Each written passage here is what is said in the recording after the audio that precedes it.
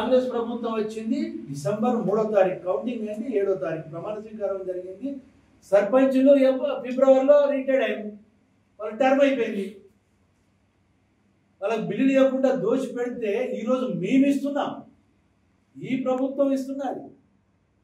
ఈ ప్రభుత్వం ఈ మరి గృహలక్ష్మికి సంబంధించి కూడా పూర్తి వివరాలు సేకరణ చేసి మిమ్మల్ని ఆదుకుంటాం, మీరు ఆధారపడవద్దని చెప్పి భరోసా ఇచ్చింది మేము. రాజకీయ స్వార్థం గురించి వాళ్ళ జీవితాలతో ఆడుకున్నారు మీరు. మీరు చూస్తే దళిత 3 ఎకరాల భూమి ఇస్తానని చెప్పి మోసం చేసింది మీరు కాదా?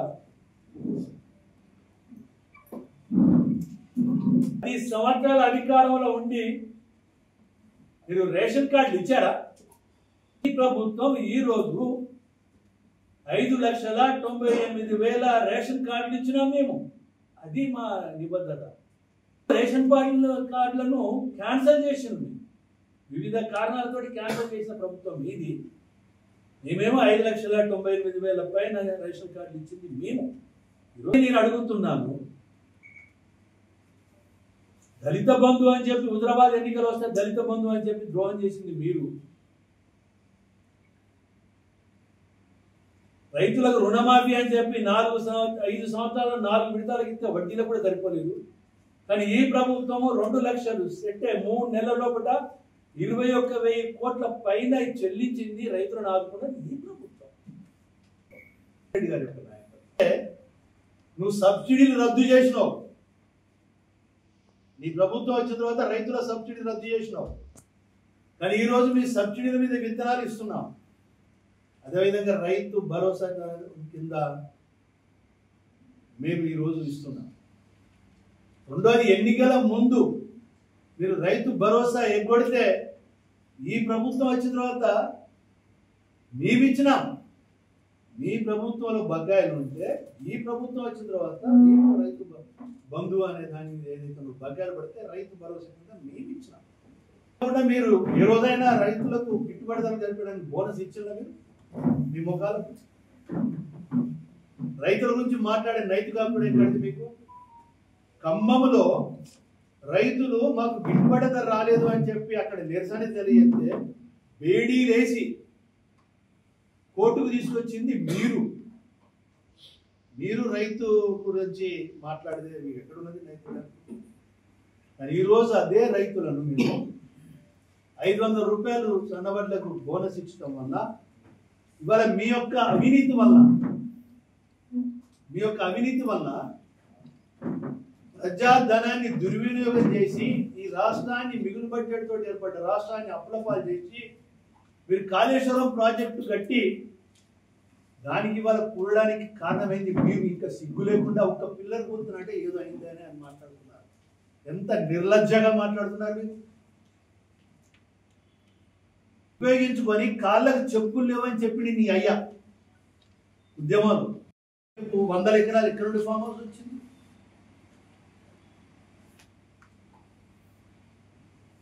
ఇవాళ ఈ రాష్ట్ర వనరులు దోసుక తిన్నది ఆంధ్ర నాయకత్వం కన్నా ఎక్కువ దోసుక తిన్నది మీరు. ఇవాళ 16,000 కోట్ల బడ్జెట్ తోటి ఏర్పడ్డ రాష్ట్రాన్ని 8,25,000 కోట్ల అప్పు భారాన్ని మీరు ఈ ప్రజల మీద చేశారు. మిషన్ బగ్ పెట్టుకొని దోసుక తిన్నారు, కాళేశ్వరం ప్రాజెక్టు పేరు చెప్పి దోసుక తిన్నారు. ఇవాళ అవసరం లేని కార్యక్రమాలతోటి ఇవాళ మీరు అభివృద్ధి ముసుగులో ఇవాళ మీరు దోసుక తినడం వల్ల ఇవాళ 8,25,000 కోట్ల అప్పు. ఇవాళ మీరు 49,000 కోట్ల బకాయిలతోటి మాకు అవకాశం మేము అధికారంలో చూస్తున్నాం మాకు ఇచ్చారు. మేము ఇంద్రమ్మ ప్రభుత్వం ఏర్పడే వరకు 49,000 కోట్ల బకాయిలు, ఆ బకాయిలు మేము చెల్లిస్తున్నాం. 6,500 కోట్ల అప్పు కడుతున్నాం మీరు చేసిన దుర్మార్గమైన చర్యలకు. ఇవాళ 6,500 కోట్ల అప్పు కట్టుకుంటూ కూడా మేము ఇచ్చిన 6 గ్యారెంటీలు ఒకదాని తర్వాత ఒకటి నెరవేర్చుకుంటూ వస్తున్నాం. వాళ్ళు నువ్వు అడగడం ఏంటయ్యా? మేమే 100% పావులా వడ్డీ 3,000 కోట్లు కానీ కనీసము నైతికత కూడా లేదు. వాళ్ళు తీసుకొచ్చిండు మొత్తం ఉద్యోగాలు ఇవ్వలేదు. నీ మీది దిగజారి కాదు, మీరు క్రిమినల్ కేసెస్ పెట్టారు మా వాళ్ళకి. కాంగ్రెస్ కార్యకర్తలు ఇస్తే కళ్యాణ లక్ష్మి అని ఇస్తే తక్కువ పడేసింది. ముఖ్యమంత్రికి సహాయ నిధి అంటే వీడు కాంగ్రెస్ వాడు ఇవ్వమని అన్నారు. కానీ మేము 100% ఏ పార్టీ అన్నా రాని కళ్యాణ లక్ష్మి వస్తే ఇస్తున్నాను. ముఖ్యమంత్రి గారి సహాయ నిధి ఎవరు వచ్చినా ఇస్తున్నాం. ఇంద్రమ్మ ఇళ్లలో కూడా మేము నిజాయితీగా సర్వే చేయించినాం, ఎలిజిబిలిటీ లిస్టు తయారు చేసినాం, డిసిప్లై చేసినాం. 5 సంవత్సరాలలో ఈ పార్టీ ఆ పార్టీ అనుకుంటా మేము వినిపిస్తాం.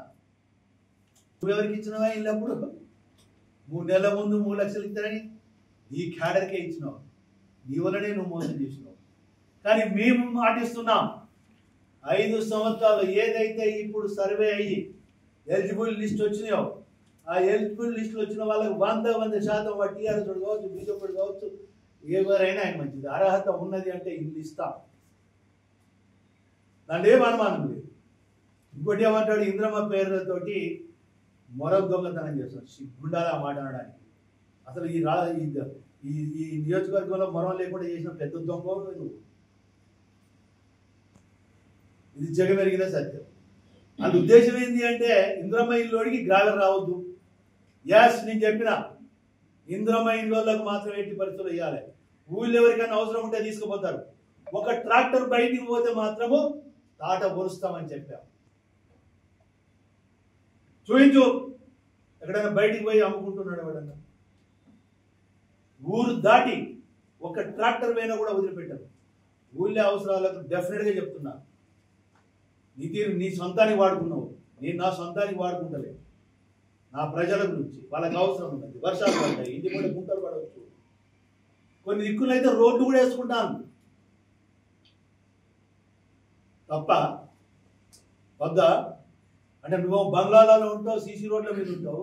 గరీబ్ గాడికి మాత్రం రోడ్లు ఇంటి మీద పశువులు పండుకోవడానికి కొట్టంలో ఇంత గ్రావెల్ వద్దా? ఎస్ నేను చెప్పా, ఊరు పరిధిలో ఎవరికి అవసరం ఉన్నా కూడా ఇవ్వండి. ఊరు దాటి ఒక ట్రాక్టర్ పోతే మాత్రం తాట ఒలుస్తానని చెప్పారు. అంటే కాలువ గురించి అంటే 296 కోట్ల. అరే యార్ నీ చదువు సాధారణ ఎవరాలుగా నాకు అర్థమే కదా. చదువు అంతే చూడు.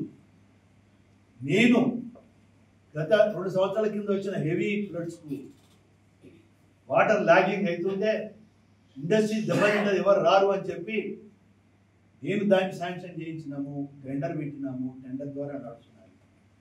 ఎగ్జిక్యూషన్ అది ఎల్లే రావచ్చు, మళ్ళీ లేవడంతో మాకేది ఒక మంచి కార్యక్రమము. ఒక ఇండస్ట్రీని ప్రొటెక్ట్ చేయడానికి మేము చేస్తుంటే దాన్ని రాజకీయం చేశాక అసెంబ్లీలో అసెంబ్లీ కాకుండా పోయి పార్లమెంట్. అయినా పార్లమెంట్లో నీకు దిక్కే లేదా? డిపాజిట్లే రాలేదు పార్లమెంట్లో. మాట్లాడు అసెంబ్లీలో, తప్పకుండా ప్రభుత్వం జవాబు చెప్తారు. కానీ తాట వలుస్తా వాడు వీడు ఏందని? అమెరికాలో చదువుకొని వచ్చినావు, ఒక ముఖ్యమంత్రిని వాడు వీడని సంబోధించడం అనేది నైతికత? అనైతిక మాటలు మాట్లాడద్దు. మీ తీరేం చెబుతున్నారు. ఎంత సిగ్గుచేట ఆయన నిజంగా. నీ చెల్ల అవుతుందా అక్క అవుతుందా? నీ చెల్లని విడిపించుకోవడానికి సీఎం రమేష్ ఇంటికి పోయి కాలు పట్టుకొని బతిలాడుకున్నావు. పార్టీని మీ బీజేపీలో విలీనం చేస్తారు, కొంచెం నువ్వు పైరవి చేయమని మాట్లాడినావు. వస్తాడా కరీంనగర్ గడ్డ పో. బండి సంజయ్ ఇవాళ మాట్లాడతాడు, వస్తాడు స్క్రోలింగ్ చూశా. సీఎం రామకృష్ణ తీసుకొస్తాను అన్నాడు. నిజంగా నీళ్ళు నిజాయితీ నిలువుకుంటే పో, వాళ్ళు వీడియోతో సహా మొత్తం చూపిస్తారట. లిక్కర్ కింగ్, లిక్కర్ రాని అంటారు, కింగ్ అంటారు. అరే మన ఇళ్ళల్లో ఎవరైనా అసలు పేరు వస్తే మళ్ళీ బయట రోడ్డు మీద కనబడతారా? నిజంగా నిజాయితీ పరురాలు అయితే కనబడుతుందా? ఆమె కూడా మాట్లాడుతూ అంటారు. ఎవరండి అసలు పార్టీ అంటే? నీ అయ్యా, నువ్వు, నీ చెల్లె, నీ బావ, నీ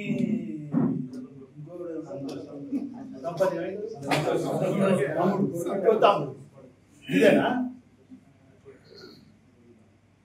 గురించి ఆకాశం మీద ఉమ్మెత్తనట మీద పడతారు. సర్కాలకు వచ్చినప్పుడు ఒళ్ళు దగ్గర పెట్టుకొని మాట్లాడండి. మేము ఒక నిబద్ధతతో రాజకీయాలు తీసుకుంటాం, ఒక నిజాయితీగా ప్రజల అభివృద్ధి గురించి మాట్లాడుతున్నాం. గురించి ధర్మారెడ్డి చెబితే మాట్లాడినావో, నీ స్వతహాగా నీ నేతలతో మాట్లాడినావో, కానీ మొత్తం అన్ని తప్పుడు తప్పులు మాట్లాడుతున్నావు. కరెక్ట్ పద్ధతి కాదు అది. సిద్ధాంతపరంగా మాట్లాడు. లేదా నీ ఇంత డెవలప్మెంట్ చేసినా ఇవి చేసినా మీరేం చేసినారని అడుగు, తప్పలేదు. కానీ తప్పుడు ఆరోపణలతోటి ప్రజల్ని మగ్గపుట్టాలని ప్రయత్నం చేస్తే మాత్రము అది సరైన పద్ధతి కాదు అని అడుగుతారా? పిచ్చి పిచ్చి కుక్కలు కొన్ని బయట మురుగుతాయి, దాన్ని నెట్ వాళ్ళు కానీ లేదా జేఎన్టీ వాళ్ళకి ఇచ్చి మొత్తం మళ్ళీ సర్వే చేయించండి అన్న. దట్ ఈస్ ప్రకాశం. నిన్న మీటింగ్లో నీ ఓపెన్గా చెప్పాను, కొన్ని కుక్కలు మరుగుతానే బయట పనికిరాని చెత్త మాటలు మాట్లాడుతున్నాయి. నిట్ కానివ్వండి, ఆర్ఈసీ కానివ్వండి, లేదా జేఎన్టీకి ఇవ్వండి, మొత్తం సర్వే చేయించండి, సర్వే ప్రకారం పనిచేయండి. ఇండస్ట్రీని ప్రొటెక్ట్ చేయాలి. పెరగవచ్చు, నేను పెరగదని కూడా అన్నాను. నిన్న శ్రీనివాస్ రెడ్డి సమక్షంలోనే ఈ చర్చ జరిగింది. ఆ శ్రీనివాస్ రెడ్డి లేపిండు, ఆయనే నేర్పించిండు. నేను అట్లాడితే నేను ఇన్ రికార్డులో చెప్పాను. నువ్వు రోడ్ వైడింగ్ అని చెప్పి ఇల్లు చేసినప్పుడు నీ బాధ్యత ఉండాలి. ఎందుకు చేయలేము? ఎందుకు వాళ్ళ టెక్నికల్ ఇష్యూస్ కానీ ఏదైనా కానీ ఆగిన మాట వాస్తవం. బట్ వాళ్ళకు కూడా న్యాయం చేస్తాం. నీ తీరు ఆ పార్టీ ఈ పార్టీ కూడా కారు దిగిపోతా, నీ ధర్మారెడ్డి గద్దెల కాడికి కారు వేసుకుని వస్తాడు. ఇదా మీ సంస్కృతి? వచ్చుడు కాకుండా ఫ్యామిలీ తోటి పోతుంటే నినాదాలు చేసుకొని న్యూసెన్స్ క్రియేట్ చేస్తే చూసుకుంటూ ఉంటారా పోలీసులు? ఇంకా సిగ్గుండాలని మాట్లాడడానికి. దాంట్లో ఉన్న వాళ్ళు 11 మంది క్రిమినల్ కేసెస్ ఉన్నాయి. క్రిమినల్స్ కాపాడమా మీ నేచరు? ఎందుకంటే మీరు కూడా క్రిమినల్సే కనుక. శ్రీనివాస్ రెడ్డిని బాగా కొడుతున్నావు ఏంటిది? శ్రీనివాస్ రెడ్డి ఫామ్ హౌస్ ఏం జరిగింది? జూదాలు, కోడిపందాలు, ఆ పాపం గడుపుకోవడానికి ఇక్కడికి వచ్చి మిషన్ కుట్టులు ఇచ్చి పాపం గడుపుకోవడానికి ప్రయత్నం చేస్తాం. ఎందుకంటే ఇద్దరు మంచి దోస్తులు కదా, కేటీఆర్ శ్రీనివాస్ రెడ్డి. నేను ఎన్నడూ కూడా మాట్లాడను అద్భుతాలు, కానీ ఈరోజు మీరు మాట్లాడిన తర్వాత నాకు మండుతుంది, కడుపు ఉడుకుతుంది. మొత్తం ఈ రాష్ట్రాన్ని దోసుక తిన్నది మీరు. ఎందుకంటే వీళ్ళకి న్యాయం చేసి ఉన్నాయి. అసలు మీకు తెలుసా, మొదటిసారి గవర్నమెంట్ వచ్చినప్పుడు బీసీ మినిస్టర్ అండి కెప్టెన్ లక్ష్మీకాంతరావు. నువ్వు బీసీలకు న్యాయం చేసుకోండి. Captain Lakshmikantha Rao BC. కనీసం 5 సంవత్సరాలలో నీకు కవిత తప్పితే మహిళలు కనవాలని ఈ పార్టీలో. మహిళలకు కనీసం మంత్రివర్గంలో స్థానం ఇవ్వని దుర్మార్గమైన పార్టీని నీకెక్కడదే నైతికత గురించి మాట్లాడాలి? అదే కాకుండా